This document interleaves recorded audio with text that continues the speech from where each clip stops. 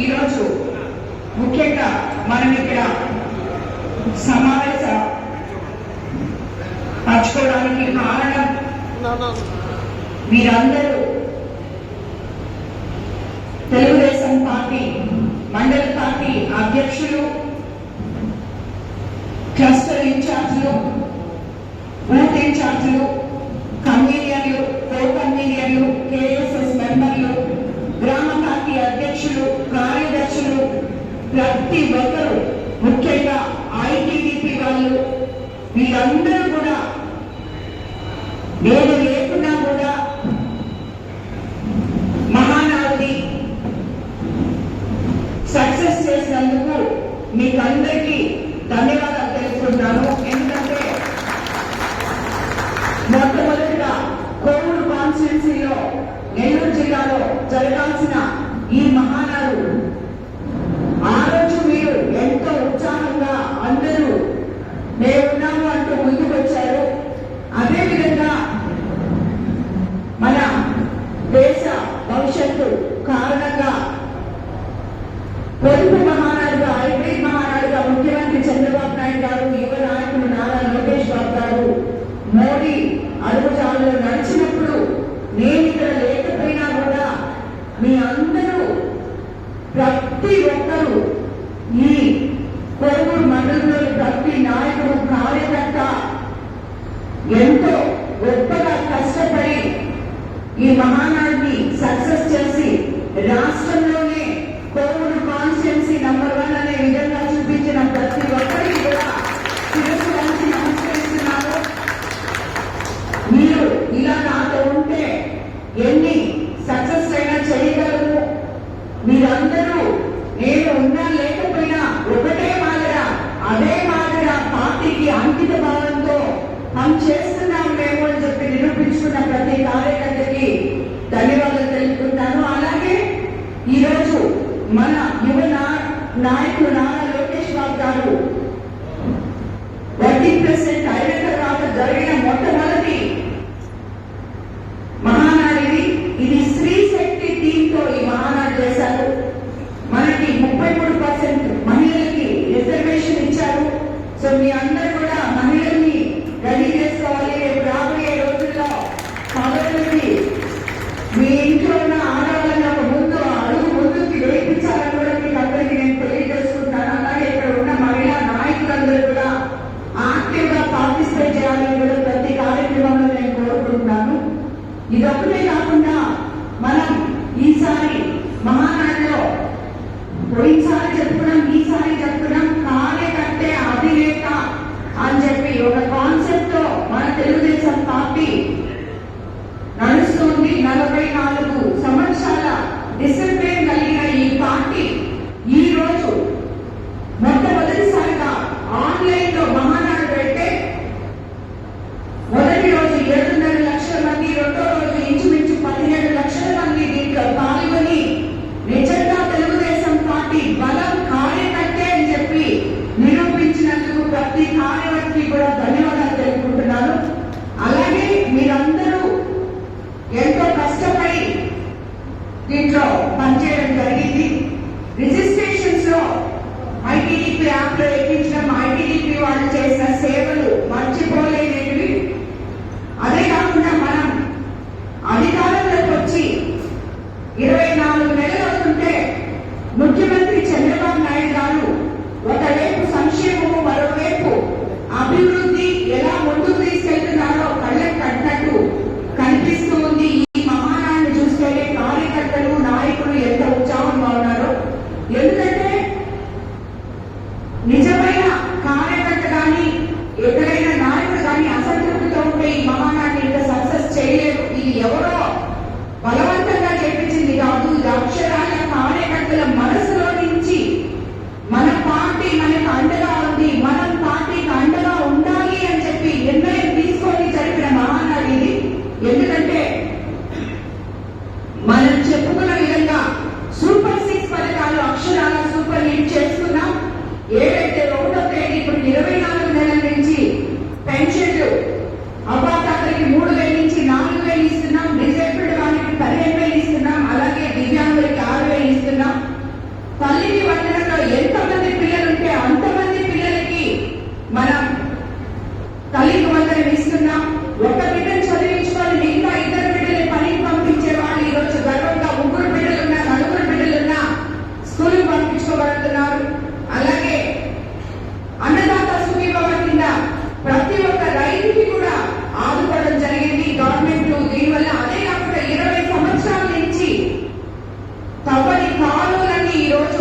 నిజంగా అధ్యక్షులైతేనేమి మనమైతేనేమి తవ్వుకొని కాలువలన్నీ కడకడలాడుతూ ధాన్యం పంటగానే 24 గంటల్లో కొనుగోలు కేంద్రాల ద్వారా ధాన్యాన్ని కొలుచుకొని మీ అకౌంట్లలో అమ్మాయిలతో సహా డబ్బులు వేయాల్సిన మొట్టమొదటి ప్రభుత్వం ఈ తెలుగుదేశం ప్రభుత్వం. మీకు తెలుసు, గత ప్రభుత్వంలో 3 నెలలు 6 నెలలు కూడా డబ్బులు కూడా వచ్చేయలేదు, గిట్టుబాటు ధరలు లేవు.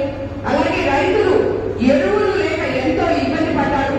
ఈ రోజు అలా కాదు, ఒక కార్డు ఇచ్చి ఎకరానికి 3 బస్తాల లెక్కన రైతులకి యూరియాలు కూడా మనం ఇస్తున్నాం.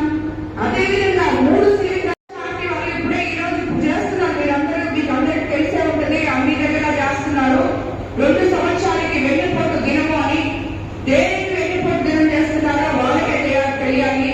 వాళ్ళు చేసిపోయిన మోసాలు ద్రోహాలు అన్ని ఇన్ని కాదు ప్రజలకి. ఈ రోజు ప్రజలు ధైర్యంగా సుభిక్షంగా ఉన్నారు ప్రతి ఒక్క అంశంలో కూడా.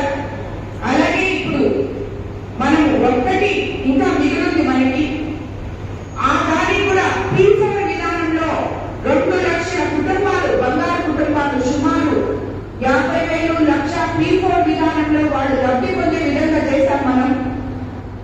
ఈ 1500 దానికి మనం అటాచ్ చేయడం జరిగింది P4 విధానంలో. అదే కాకుండా యువకులం నాడు నారా లోకేష్ బాబు గారు యువతకి మేము అండగా ఉంటాం, 20 లక్షల ఉద్యోగాలు మనం రేపు 5 సంవత్సరాలు అయిపోయేటప్పుడు ఇస్తామన్నారు. ఆల్రెడీ 6 లక్షల కోట్ల పెట్టుబడులు మన రాష్ట్రానికి తీసుకొచ్చారు ముఖ్యమంత్రి చంద్రబాబు నాయుడు గారు, నారా లోకేష్ బాబు గారు. ఈ విధంగా చూసుకుంటూ పోతే మొట్టమొదట మనం మెగా డిఎస్సీ మీద సంతకం చేశాం. 16,000 మందికి గవర్నమెంట్ ఉద్యోగాలు ఇవ్వడం జరిగింది. వాళ్ళందరూ ఈరోజు మన కాన్స్టిట్యూన్సీలో కూడా సుమారు నాకు తెలిసి 700 మందికి మనం మెగా డిఎస్సీ వచ్చినప్పుడు ఉద్యోగాలు ఇచ్చాం. వాళ్ళందరూ లక్ష్యంగానే ఉద్యోగాలు చేసుకుంటున్నారు. ఏ పని జరిగినా కొంతమందికి వస్తుంది, కొంతమందికి రాదు. అది వాళ్ళ అర్హతను బట్టి వాళ్ళ దాంట్లో అందరికీ సంతోషం రాదు, రానోళ్ళకి ఫ్రాడ్ జరిగింది అంటే. కాబట్టి మీరందరూ కూడా జూన్ 10 నుంచి 13 వరకు ఎలక్షన్ రిజిస్ట్రేషన్ ఆఫీసర్ నిర్వహించే ఓరియంటేషన్ వర్క్ షాప్ లో కూడా బిఎల్ఏలు పాల్గొంటారు. ప్రతి పోలింగ్ బూత్ పరిధిలో ఉన్న ఓటర్ల జాబితాని జాగ్రత్తగా పరిశీలించుకోవాలి. ఎందుకంటే ఇందులో చనిపోయిన వాళ్ళ ఓట్లు ఉంటాయి, అలాగే నకిలీ ఓట్లు ఉంటాయి, డబుల్ ఓట్లు ఉంటాయి. ఇవన్నీ కూడా ప్రతి ఒక్క బూత్ ఏజెంట్ కూడా జాగ్రత్తగా చూసుకోవాలి. హౌస్ టు హౌస్ మ్యాపింగ్ చేసుకుంటూ పోవాలి. ఆ ఇంట్లో కొత్తగా పెళ్ళయి వచ్చిన కొత్త పౌరులు ఉంటారు, లేదు పిల్లలు చదువుకొని ఉద్యోగాలు చేసి బయటికి పోయి ఉంటారు. వాళ్ళందరూ ఓట్లు కూడా మీరు ఆ కుటుంబ పెద్దల దగ్గర కూర్చొని ఒక డిక్లరేషన్ ఫామ్ తీసుకొని, మా కుటుంబంలో ఇంతమంది ఉన్నారు, 2 బండ్లలో ఉద్యోగం చేస్తారు, మా కొడుకు కూడదు, రేపు ఎలక్షన్ అప్పుడు వచ్చి ఇక్కడే ఓటేస్తారు, వాళ్ళకి ఇక్కడే ఉంది అని చెప్పి వాళ్ళ దగ్గర ఒక డిక్లరేషన్ ఫామ్ చేసుకోండి. అలాగే దొంగ ఓట్లు ఎక్కడన్నా ఉంటే తీసుకురావాలని కూడా మిమ్మల్ని అందరినీ నేను కోరుకుంటాను. దీనికి ప్రతి నాయకుడు, ప్రతి కార్యకర్త, ఇది మనకి రాబోయే రోజుల్లో ఎంత అవసరమో ఒక్క ఓటు కూడా మీకు అందరికీ తెలుసు. ఎన్నో దగ్గర 10 ఓట్లతో 6 ఓట్లతో ఇలాంటి దగ్గర కూడా చాలా ఇబ్బందులు జరుగుతుంటాయి స్థానిక సంస్థల్లో కానీ వేరే ఎలక్షన్స్ లో కానీ. కాబట్టి ప్రతి ఒక్క ఓటు మనకి అవసరమే, అది గుర్తు పెట్టుకోవాలి. బూత్ లెవెల్ ఏజెంట్స్ అని చెప్పి నేను మీకు అందరికీ తెలియజేసుకుంటున్నాను. అలాగే గ్రామ పరిధిలో, యూనిట్ పరిధిలో నాయకులు అందరూ సమన్వయం చేసుకోవాలి.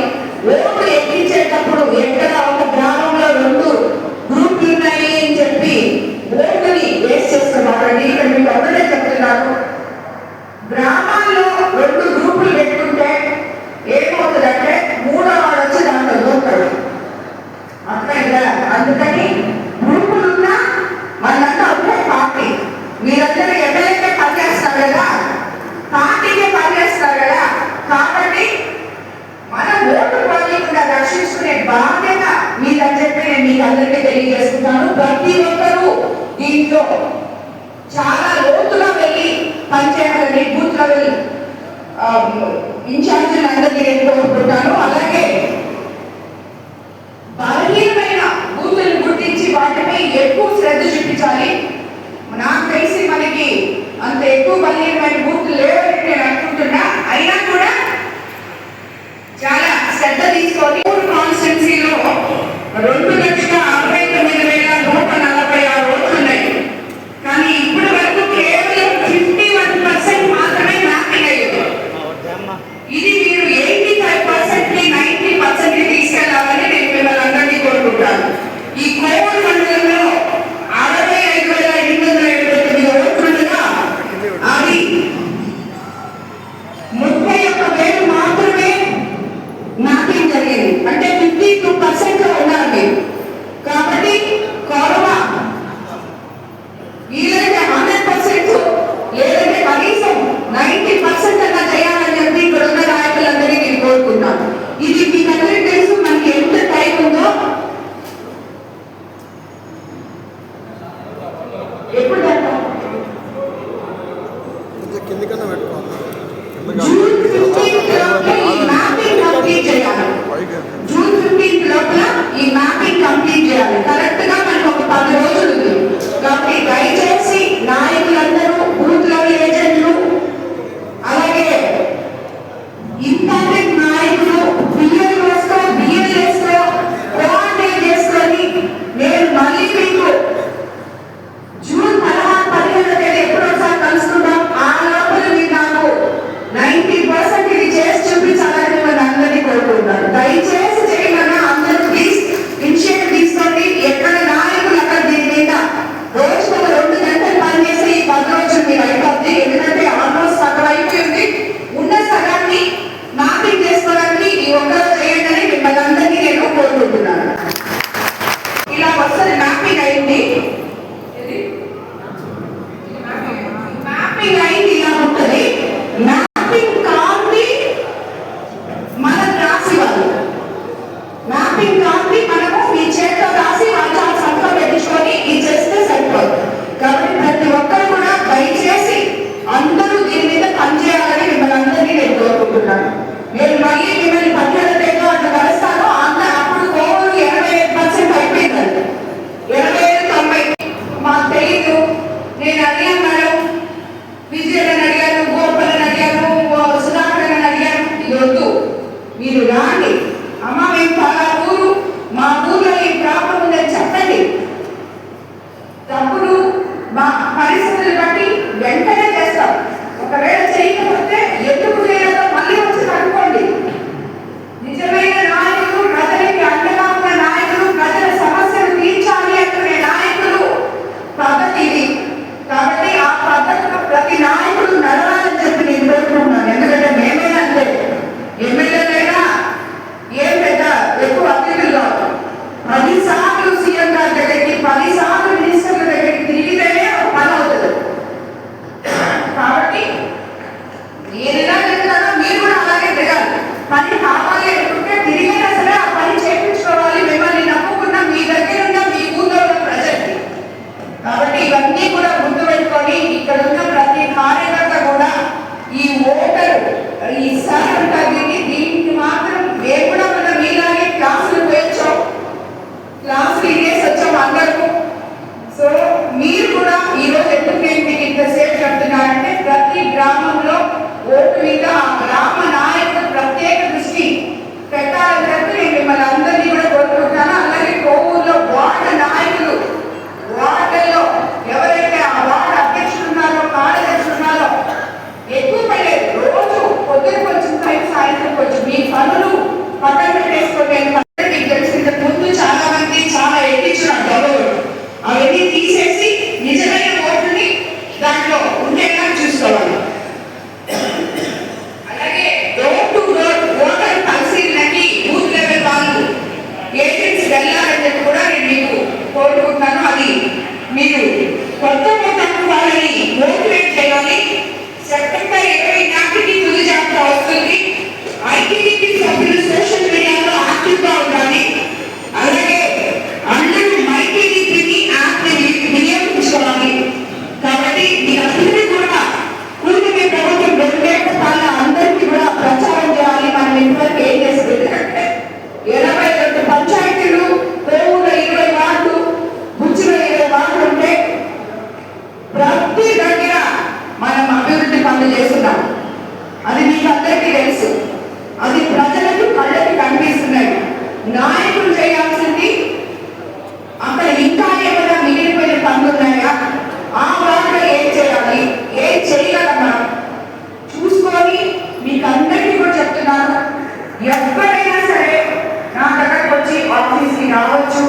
ఇక్కడున్న క్లస్టర్ ఇన్ఛార్జులు, మండల పార్టీ అధ్యక్షులు, గ్రామ పార్టీ అధ్యక్షులు, కార్యదర్శులు, బూత్ లెవెల్ ఇన్ఛార్జులు, అలాగే కన్వీనర్లు, కో కన్వీనర్లు, ప్రతి నాయకుడికి ఒక మండల పార్టీ అధ్యక్షుడే వచ్చి నా దగ్గర చెప్పాలని లేదు. ప్రతి నాయకుడు రావచ్చు, మీ ఊళ్ళో సమస్యలు చెప్పచ్చు, వాటిని